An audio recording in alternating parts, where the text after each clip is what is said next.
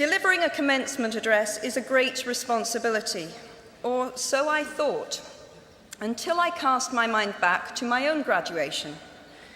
The commencement speaker that day was the distinguished British philosopher, Baroness Mary Warnock. Reflecting on her speech has helped me enormously in writing this one, because it turns out that I can't remember a single word she said.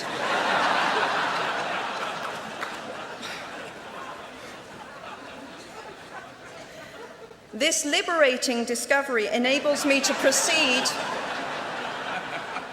without any fear that I might inadvertently influence you to abandon promising careers in business, the law, or politics for the giddy delights of becoming a gay wizard.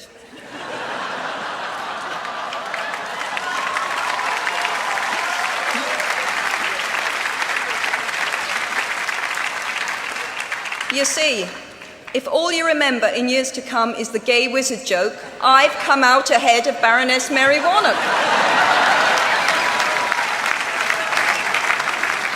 Achievable goals, the first step to self-improvement.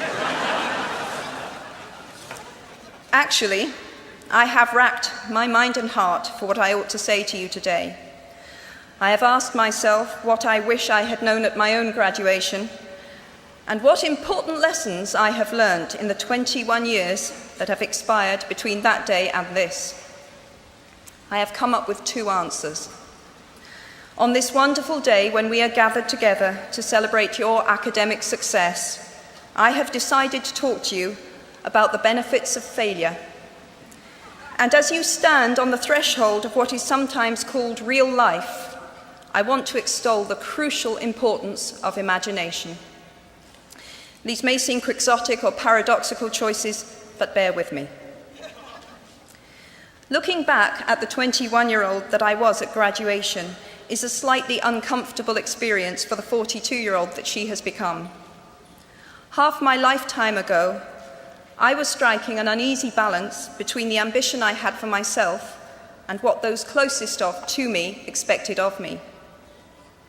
I was convinced that the only thing I wanted to do, ever, was write novels. However, my parents, both of whom came from impoverished backgrounds and neither of whom had been to college, took the view that my overactive imagination was an amusing personal quirk that would never pay a mortgage or secure a pension. I know the irony strikes with the force of a cartoon anvil now, but... So they hoped that I would take a vocational degree. I wanted to study English literature. A compromise was reached that in retrospect satisfied nobody, and I went up to study modern languages. Hardly had my parents' car rounded the corner at the end of the road than I ditched German and scuttled off down the classics corridor. I cannot remember telling my parents that I was studying classics. They might well have found out for the first time on graduation day.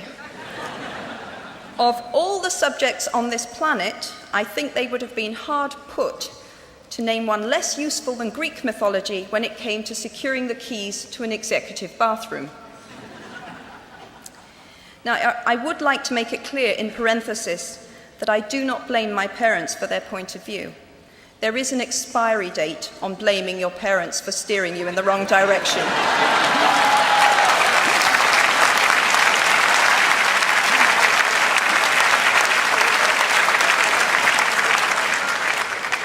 The moment you are old enough to take the wheel, responsibility lies with you. What is more, I cannot criticize my parents for hoping that I would never experience poverty. They had been poor themselves, and I have since been poor. And I quite agree with them that it is not an ennobling experience. Poverty entails fear and stress, and sometimes depression. It means 1,000 petty humiliations and hardships. Climbing out of poverty by your own efforts, that is something on which to pride yourself, but poverty itself is romanticized only by fools.